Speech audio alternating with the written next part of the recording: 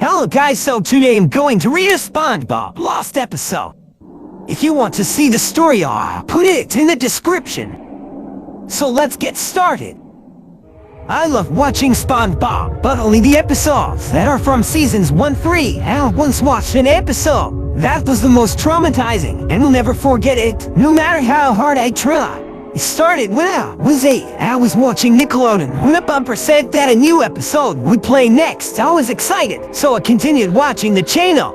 The episode started with a title card that said, I was confused, but I continued watching. It cut to a close-up of SpongeBob's house, but nobody was there, and there was no sound. Then there was static for 5 seconds. After that, we finally see SpongeBob in his room sleeping. He wakes up, puts his clothes on, and goes to work as usual. For some reason, the episode included minutes of work footage from the Krusty Krab. It was getting boring, so I started to play on my tables. As the minutes went by, I noticed that SpongeBob started to have an expression on his face that became sadder. When his shift at the Krusty Krab ended, I stopped playing my table. The scene cut to SpongeBob walking to his house looking sadder than any shift. Thug, a hooded fish bumped into SpongeBob. He asks, "I only want to be happy, woman." SpongeBob replied with a quiet, "Yes, please make me happy." The fish injected SpongeBob with a siren that was filled with transparent fluids. He then pushed SpongeBob into his house and ran away.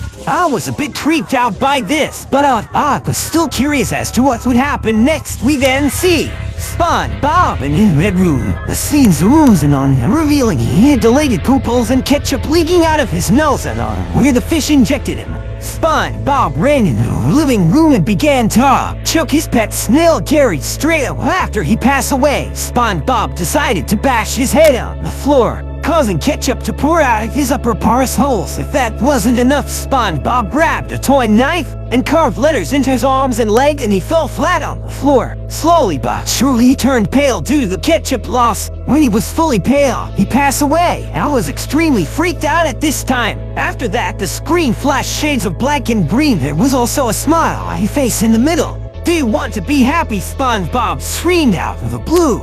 At this moment, I yelled back, "No, I don't want to be happy. Leave me alone." The episode ended with static. I ran in my room and I never wanted to see Nickelodeon again. It's been a decade since all this happened, and I felt like I needed to tell you this now, because I'm starting to have major nightmares about the hooded fish injecting me. I need to go. Someone's calling me. But first, here's a question for you.